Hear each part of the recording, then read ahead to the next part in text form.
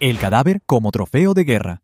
Imagina esto, 2 de diciembre de 1993, el hombre más buscado del planeta yace sin vida en una azotea de Medellín, con la barriga al aire y un disparo en la oreja que todavía hoy genera debate. Lo primero que hacen los soldados del bloque de búsqueda no es asegurar la escena, no, es posar para una foto. Sonríen, con los rifles en alto, junto al cuerpo de Pablo Escobar como si fuera un trofeo de caza mayor. Esa foto, que dio la vuelta al mundo en horas, fue el primer acto de un funeral que duraría días y que no se parecería a nada que Colombia hubiera visto antes. El problema inmediato no era solo confirmar su muerte, sino qué carajos hacer con el cuerpo del tipo que una mitad del país quería canonizar y la otra mitad quería ver desintegrado. El gobierno lo exhibió como una victoria, pero para miles de personas, esa imagen no era el fin de un terrorista, sino el martirio de un santo popular, y esa simple foto encendió la mecha de lo que estaba por venir, transformando un operativo policial en el inicio de una leyenda negra. La ciudad de los dos reyes. Para entender el caos que se desató, tienes que entender que Medellín en ese entonces no era una ciudad, eran dos. Una era la Medellín del gobierno, la de los políticos, los empresarios y la gente de bien que vivía aterrorizada por las bombas y los secuestros. La otra era la Medellín de Pablo, la de las comunas, la de los barrios pobres donde él no era un narco.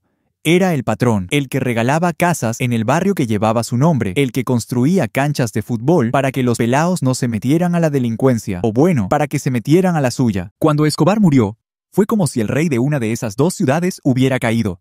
Para el gobierno, era una victoria militar y moral, pero para los habitantes de la otra Medellín, el Estado no les había liberado de un tirano, les había asesinado a su único benefactor. Era una situación imposible, como si en una final de fútbol el árbitro le metiera un tiro al capitán del equipo local. La hinchada no iba a aplaudir el cumplimiento del reglamento, iba a quemar el estadio, y el estadio estaba a punto de arder. La procesión del caos. Al día siguiente, el 3 de diciembre, el cuerpo de Pablo fue entregado a su familia y comenzó el velorio en una funeraria del barrio Laureles. Lo que se suponía que iba a ser un acto privado se convirtió en el epicentro de un huracán humano. Más de 25.000 personas, y esa es una cifra conservadora, se agolparon en las calles. No era una multitud silenciosa y respetuosa, era una masa desesperada, una marea de gente que lloraba, gritaba, rezaba y empujaba con la única intención de llegar al ataúd. La policía intentó poner vallas, pero fue como intentar detener un tsunami con un paraguas. El coche fúnebre avanzaba a paso de tortuga, mecido por la gente como si fuera un barco en una tormenta. Era una mezcla surrealista de devoción y descontrol, una peregrinación sin orden ni concierto, donde el fervor era tan denso que podías sentirlo en el aire, pegajoso como la humedad de Medellín, una escena que se parecía más a la llegada de una estrella de rock que al funeral de un criminal, el ataúd abierto y el saqueo de recuerdos. La devoción de la gente llegó a un punto que rozaba la locura colectiva. El ataúd, un simple cajón de madera, se convirtió en el objeto más codiciado de la ciudad. La gente no solo quería verlo, quería tocarlo, besarlo, llevarse un pedazo de él. En medio del caos de la procesión hacia el cementerio Jardines Montesacro, la multitud logró forzar el féretro y lo abrieron. Cientos de manos se abalanzaron sobre el cuerpo de Escobar, no para profanarlo, sino para tocarlo por última vez, para robarle un botón de la camisa, un trozo de tela, lo que fuera. Lo veían como reliquias de un santo pagano. La familia, especialmente su madre Germilda, luchaba para proteger la dignidad de su hijo muerto, pero era imposible.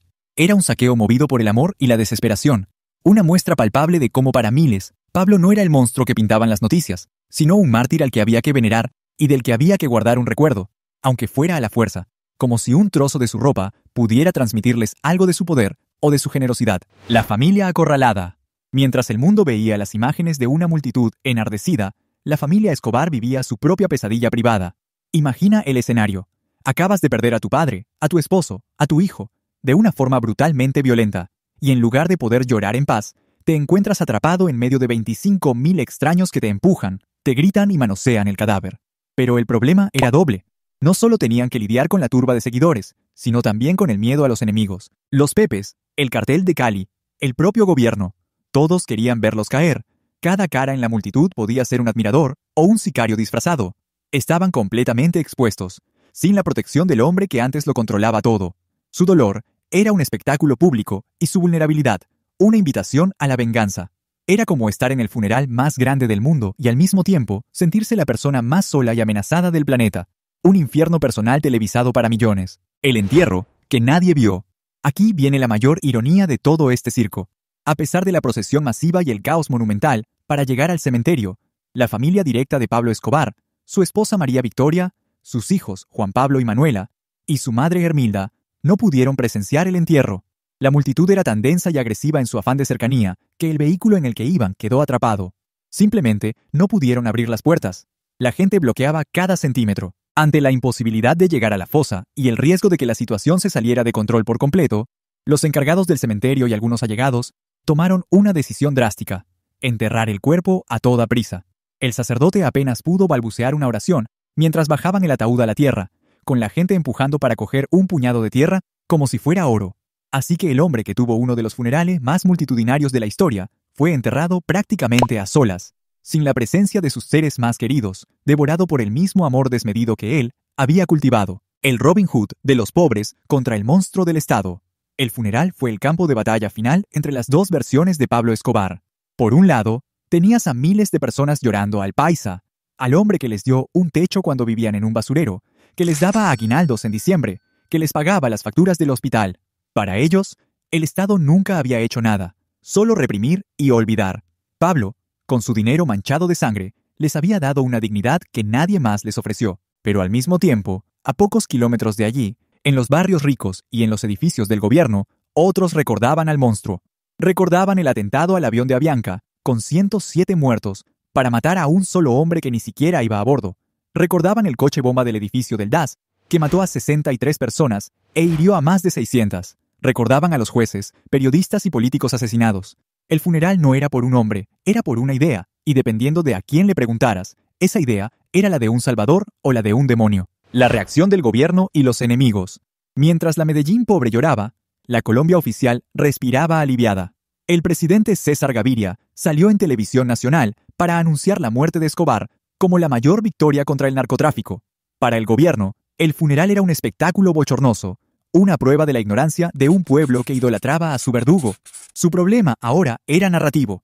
Tenían que asegurarse de que la historia recordara al terrorista, no al benefactor. Por otro lado, los enemigos de Pablo, como el cartel de Cali y los Pepes, celebraban en silencio.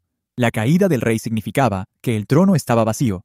No les importaba el dolor de la gente ni el caos en las calles. Para ellos, era el fin de una guerra costosísima y el comienzo de una nueva era de negocios, sin la competencia del impredecible y violento patrón. El funeral de Escobar fue, para sus rivales, la mejor fiesta de fin de año que podrían haber imaginado. La señal de que el imperio de la cocaína ahora estaba en sus manos. El legado de una tumba inquieta. El entierro no fue el final de la historia, fue el comienzo del mito. La tumba de Pablo Escobar, en los jardines Montesacro, se convirtió casi de inmediato en un lugar de peregrinación. Hasta el día de hoy, es una de las tumbas más visitadas de Sudamérica, a la par de la de Eva Perón o Carlos Gardel. La gente le deja flores, mensajes, cigarrillos, e incluso le rezan pidiéndole favores, como si fuera un santo. Han tenido que profanarla y exhumar el cuerpo varias veces por rumores de que estaba enterrado con caletas de dinero. Se crearon los narco tours, donde guías turísticos llevan a extranjeros a visitar su tumba, el edificio Mónaco donde vivió y la azotea donde murió, vendiendo su vida como un producto de consumo.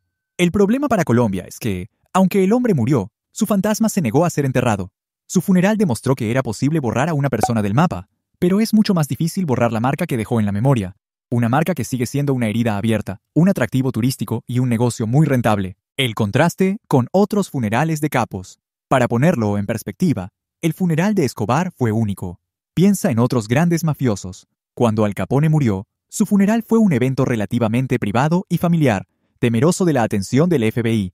Cuando John Gotti, el jefe de la familia Gambino, fue enterrado, hubo una procesión lujosa, pero controlada, una demostración de poder de la mafia, no un estallido de fervor popular.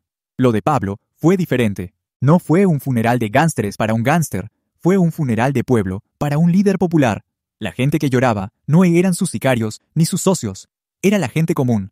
Esto lo diferencia radicalmente, porque su poder no residía solo en el miedo que infundía, sino en la lealtad y el amor genuino que generaba en un sector de la población. Ningún otro capo en la historia moderna ha logrado esa dualidad, ser al mismo tiempo el criminal más temido y el ídolo más querido. Y su funeral fue la prueba irrefutable de ese extraño y peligroso legado. Entonces, llegando hasta aquí, si hubieras estado en Medellín ese día, ¿en qué lado de la calle te habrías parado? ¿Con los que celebraban o con los que lloraban? Y mientras decides de qué lado estás, tienes que ver este otro video sobre todos los errores que mataron a Pablo Escobar, porque para entender el caos de su funeral, primero hay que entender la cadena de torpezas que lo llevaron a esa azotea.